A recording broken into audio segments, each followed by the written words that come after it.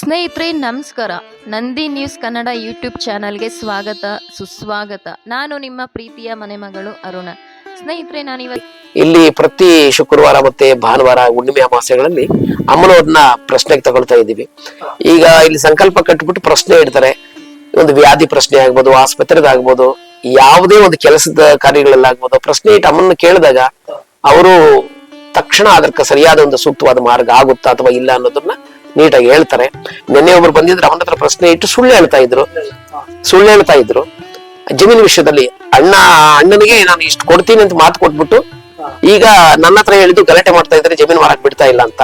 ಸರಿ, ಅಮ್ಮನ ಹತ್ರ ಪ್ರಶ್ನೆ ಇಟ್ಟಾಗ ಇಲ್ಲ ಇವನು ಸುಳ್ಳು ಹೇಳ್ತಾ ಇದ್ದಾನೆ, ಅಣ್ಣನಿಗೆ ಭಾಗ ಕೊಡ್ತೀನಿ ಅಂತ ಹೇಳಿದ್ರೆ ಕೊಡದೆ ಮಾಡ್ತಾ ಇದ್ದಾನೆ ಅಂತ ಅಮ್ಮನ ಕಡೆಯಿಂದ ಪ್ರಶ್ನೆ ಬಂತು. ಏನಪ್ಪಾ ನಿಜಾನ, ನನ್ನ ಹತ್ರ ನೀವ್ ಹಿಂಗೆ ಹೇಳಿದ್ರೆ ಈಗ ಅಮ್ಮ ಈಗ ಹೇಳ್ತ ನಿಜಾನೇನ ಅಂತ ಕೇಳಿದಾಗ ಅವ್ರಿಗೆ ಬಾಯಿ ಕಟ್ಬಿಡ್ತು. ಗುರುಗಳೇ ನಿಜ ಅಂದ್ರೆ ಮತ್ತೆ ನನ್ನ ಹತ್ರ ಯಾಕೆ ಸುಳ್ಳು ಹೇಳಿದ್ರಿ?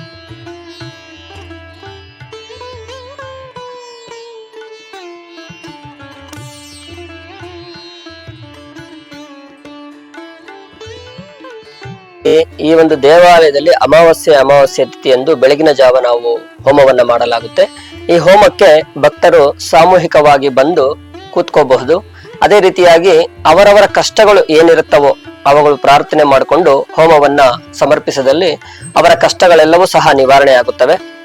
ಅವರಿಗೆ ಅನಾರೋಗ್ಯ ಇದ್ರೆ ಅನಾರೋಗ್ಯ ನಿವಾರಣೆ ಆಗುತ್ತೆ. ಅದೇ ರೀತಿ ವಿವಾಹ ಭಾಗ್ಯ ಬೇಕಾದವರಿಗೆ ವಿವಾಹ ಭಾಗ್ಯ, ಸಂತಾನ ಭಾಗ್ಯ ಬೇಕಾದವರಿಗೆ ಸಂತಾನ ಭಾಗ್ಯ. ಅದೇ ರೀತಿಯಾಗಿ ಅವರ ಕಷ್ಟಗಳು ಏನೇ ಇರ್ಲಿ ಇಲ್ಲಿ ಬಂದು ಅಮ್ಮನ ಹೋಮದಲ್ಲಿ ಅವರು ಪಾಲ್ಗೊಂಡಾಗ ಅವರ ಕಷ್ಟಗಳೆಲ್ಲವೂ ಸಹ ನಿವಾರಣೆ ಆಗುತ್ತವೆ. ವಾಮಾಚಾರ, ಮಾಟ ಮಂತ್ರ, ತಂತ್ರ ದೋಷ ಏನೇ ಒಂದು ಆಗಿದ್ರು ಸಹ ಅವೆಲ್ಲವೂ ಸಹ ಈ ಒಂದು ಹೋಮದಲ್ಲಿ ಪಾಲ್ಗೊಳ್ಳುವುದರಿಂದ ಆ ದೇವಿಯ ಅನುಗ್ರಹದಿಂದ ಆ ಎಲ್ಲ ತಂತ್ರ ಮಂತ್ರ, ವಾಮಾಚಾರ, ಮಾಟ ಮಂತ್ರ ಎಲ್ಲ ದೋಷಗಳು ಸಹ ನಿವಾರಣೆ ಆಗುತ್ತವೆ. ಈ ಹೋಮ ಅತ್ಯಂತ ಶಕ್ತಿಯುತವಾದಂತಹ ಹೋಮ. ಲಕ್ಷ್ಮೀ ಕಟಾಕ್ಷವು ಸಹ ದೊರೆಯುತ್ತೆ. ಎಲ್ಲ ಭಕ್ತಾದಿಗಳು ಅಮಾವಾಸ್ಯೆಗೆ ಹೋಮದಲ್ಲಿ ಪಾಲ್ಗೊಳ್ಳಬಹುದು. ಅವರವರ ಕಷ್ಟಗಳು ನಿವಾರಣೆ ಆಗುತ್ತವೆ. ದೇವಿ ಕೃಪೆ ಅವರಿಗೆ ಒಂದು 20 ನಿಮಿಷ ಅಷ್ಟೇ, 20-25 ನಿಮಿಷ, 3 ದಿನ ಆಯ್ತು ಅಷ್ಟೇ. 25 ನಿಮಿಷ. ನಿನ್ನೆ ಒಂದು ಪೇಷೆಂಟ್ ಬೆಳಿಗ್ಗೆ ಹಾಸ್ಪಿಟಲ್ ಕರ್ಕೊಂಡು ಹೋಗಿದ್ದಾರೆ. ಡಾಕ್ಟರ್ ಎಲ್ಲ ಚೆಕ್ ಮಾಡಿದ್ರು, ಏನು ಇಲ್ಲ. ಅವನಿಗೆ ತಲೆ ಭಾರ, ತಲೆ ಚಕ್ಕರ್ ಹೊಡೆಯುವಂಥದ್ದು, ಕಿರ್ಚೋದು ಎಲ್ಲ ಹೋಗಿದ್ದಾರೆ. ಅವನು ಸಾಯೋ ಬೀಳೋ ಪರಿಸ್ಥಿತಿ. ನಿನ್ನೆ ಎಲ್ಲ ಒಂದು ಅರ್ಧ ಮುಕ್ಕಾಲು ಗಂಟೆ, 1 ಅವರ್ ಒಳಗಡೆ ಕ್ಲಿಯರ್ ಆಯ್ತು.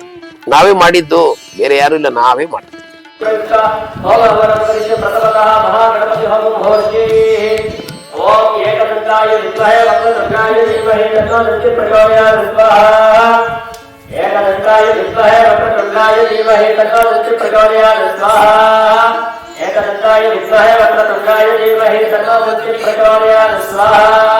ಇದು ಕಾಳಭದ್ರಕಾಳಿ ಶಕ್ತಿಪೀಠ, ಭಕ್ತಹಳ್ಳಿ, ಹೊಸಕೋಟೆ.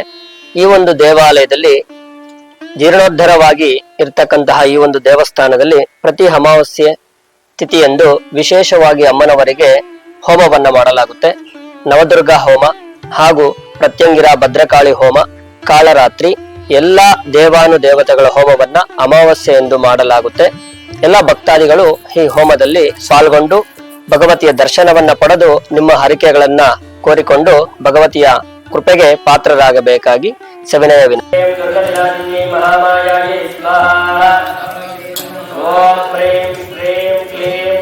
ಫಾರಿನ್ ಅಲ್ಲಿ ಹೋಗಿ ಹಾಸ್ಪಿಟಲ್ ಅಲ್ಲಿ ಖರ್ಚು ಮಾಡಿರೋ ಬಿಲ್ ಸಮೇತ ಬಂದಿದ್ರು ಹೆಸರುಗಟ್ಟದವರು.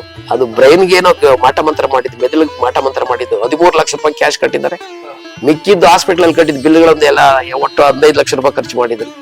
ಈ ದೇವಸ್ಥಾನಕ್ಕೆ ಬಂದ 3 ದಿನ ನಾವೇ ಮಾಡಿದ್ದು ಆಂಜನೇಯ ಸ್ವಾಮಿ ಪ್ರಯೋಗ, ಹನುಮಂತನ ಪ್ರಯೋಗ ಮಾಡಿದ್ದು, ಒಂದು ಭದ್ರಕಾಳಿ ಹೋಮ ಮಾಡಿ ನಾವೇ ಅದನ್ನ ಪರಿಹಾರ ಮಾಡಿದ್ದು. ಈಗಲೂ ಇದ್ದಾರೆ.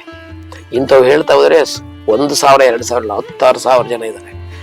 ಹಂಗಾಗಿ ಈ ಕ್ಷೇತ್ರದಲ್ಲಿ ಯಾರಿಗೆ ಏನೇ ಕಷ್ಟ ಅಂತ ಬಂದ್ ನಂಬಿಕೆ ಅನ್ನೋದಿರ್ಬೇಕು. ಮತ್ತೆ ನನಗೂ ಆಗುತ್ತಾ? ಅದೆಲ್ಲ ಆಗಲ್ಲ. ಶರಣಾಗತ ದೀನಾರ್ಥ ಪರಿತ್ರಾಣ ಪಾರಾಯಣ ಸರ್ವಸ್ಯಾತಿ ಹರೇ ದೇವಿ ನಾರಾಯಣಿ ನಮಸ್ತುತೆ. ಎಲ್ಲಿ ತಲೆ ಬಗ್ಗಿಸಿ ನಡೀತಾರೋ, ಎಲ್ಲಿ ಶರಣಾಗತಿ ಭಾವ ಮನಸ್ಸಲ್ಲಿ ಇರುತ್ತೋ ಅವ್ರಿಗೆ ಮಾತ್ರ ಅಮ್ಮ ಕೈ ಹಿಡಿತದೆ. ಹೋಗಿ ದೈವ ಶಕ್ತಿನ ನನಗೂ ನೀನು ಪರೀಕ್ಷೆ ಮಾಡು ಅಂತ ಹೇಳಿದ್ರೆ ಅವ್ರಿಗೆ ಶಿಕ್ಷೆನೆ ಕೊಡ್ತಾಳೆ ಅಷ್ಟೇ ಅಲ್ವಾ? ಹಾಗಾಗಿ ಅಹಂಕಾರ ಬಿಡಬೇಕು. ಮೊದಲು ಮನದಲ್ಲಿ ಅಹಂಕಾರ ಹೋಗ್ಬೇಕು.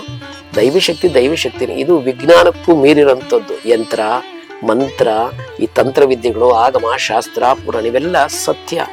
ನಾವು ಮಾಡಿಕೊಂಡಿರೋದಲ್ಲ. ಋಷಿಗಳ ಹೆಂಜಲು ಇದು. ಸೃಷ್ಟಿಯಿಂದನೇ ಬಂದಿರೋಂಥದ್ದು, ವಿಜ್ಞಾನಕ್ಕೂ ಸವಾಲಾಗಿರೋಂಥದ್ದು. ಯಂತ್ರ ಮಂತ್ರ ತಂತ್ರಗಳು ಅಷ್ಟು ಸುಲಭ ಅಲ್ಲ. ನಾವೇ ಮಾಡಿರೋಂಥವು. ಕಡಿಮೆ ಅಂದ್ರು ಕನಿಷ್ಠ 500 ಜನನ ತಂದು ನಿಲ್ಲಿಸ್ತೀನಿ, ಬೇಕಾದ್ರೆ ಮಾತಾಡಿಸಿ. ಈಗ ಪ್ರತಿಷ್ಠಾಪನೆ ಆಗಿ 3ನೇ ತಾರೀಕು, ಜುಲೈ 3ನೇ ತಾರೀಕು ಪ್ರತಿಷ್ಠಾಪನೆ ಆಯಿತು. ಮತ್ತೆ ಕುಂಭಾಭಿಷೇಕ ಆಯಿತು.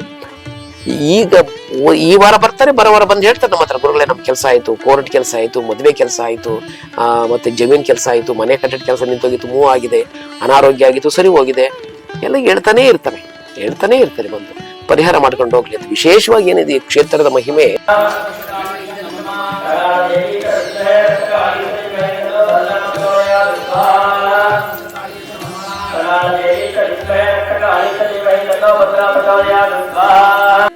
ನೋಡಿ, ಇದು ಸಂಕಲ್ಪ ಸಿದ್ಧಿ ಕಲಶ ಅಂತ. ಸಂಕಲ್ಪ ಸಿದ್ಧಿ ಆ ಹೆಸರಲ್ಲೇ ಇದೆ. ಅದು ಸಂಕಲ್ಪ. ಮನುಷ್ಯನು ಒಂದು ಕೆಲಸ ಮಾಡ್ಬೇಕಾದ್ರೆ ಸಂಕಲ್ಪ, ಗಾಡಿ ತೆಗಿಬೇಕು ಸಂಕಲ್ಪ, ಯಾವುದೇ ಒಂದು ಕಟ್ಟಡ ಕಟ್ಟಬೇಕು, ಏನೇ ಒಂದು ಕೆಲಸ ಮಾಡ್ಬೇಕಾದ್ರೆ ಮನುಷ್ಯನ ಸಂಕಲ್ಪ ಹುಟ್ಟುತ್ತೆ. ಅದು ನೆರವೇರಲ್ಲಪ್ಪ. ಈಗ ಅವನು ಮಾಡ್ತಾರೆ, ಪ್ರತಿಯೊಬ್ಬ ಮನುಷ್ಯರು, ಕೆಲವರು ಪುಣ್ಯ ಇರುತ್ತೆ ಮಾಡಿಬಿಡ್ತಾರೆ, ಕೆಲವರಿಗೆ ಏನ್ ಕೆಲಸ ಮಾಡಿದ್ರು ಆಗಲ್ಲ. ಇದು ಸಂಕಲ್ಪ ಸಿದ್ಧಿ ಕಲಶ ಅಂತ ಹೇಳಿದ್ದು. ಇದು ಸಾಮಾನ್ಯವಾದಿ ಕಲಶ ಅಂತ ನಾವು ಹೇಳಕ್ಕ ಆಗಲ್ಲ. ಯಾಕಂದ್ರೆ ಈಗ ಒಬ್ಬ ಮನುಷ್ಯನಿಗೆ ಬೇಕಾದಷ್ಟಿದೆ, 106 ಸಮಸ್ಯೆಗಳಿರ್ತವೆ. ವಾಮಾಚಾರ ದೋಷದ ಪರಿಹಾರ ಆಗ್ಬೇಕು, ಒಂದು ಮದುವೆದು ಏನೆಲ್ಲ ಪ್ರಯತ್ನ ಪಡ್ತಾರೆ ಆಗಲ್ಲ, ಮದುವೆ ವಿಷಯದಲ್ಲಿ ತಡೆ ಇರುತ್ತೆ, ಸರ್ಪದೋಷ ಇರ್ತದೆ, ಪರಿಹಾರ ಆಗುತ್ತೆ. ಮತ್ತೆ ಒಂದು ಆಸ್ತಿ ವಿಚಾರದಲ್ಲಿ, ಕೋರ್ಟ್ ವಿಚಾರದಲ್ಲಿ, ಗಂಡ ಹೆಂಡತಿ ಸಮಸ್ಯೆಯಲ್ಲಿ, ಮತ್ತೆ ಮಕ್ಕಳು ಓದೋ ವಿದ್ಯಾಭ್ಯಾಸದಲ್ಲಾಗಲಿ, ಅವನು ಏನು ಒಬ್ಬ ಮನುಷ್ಯನು ಏನು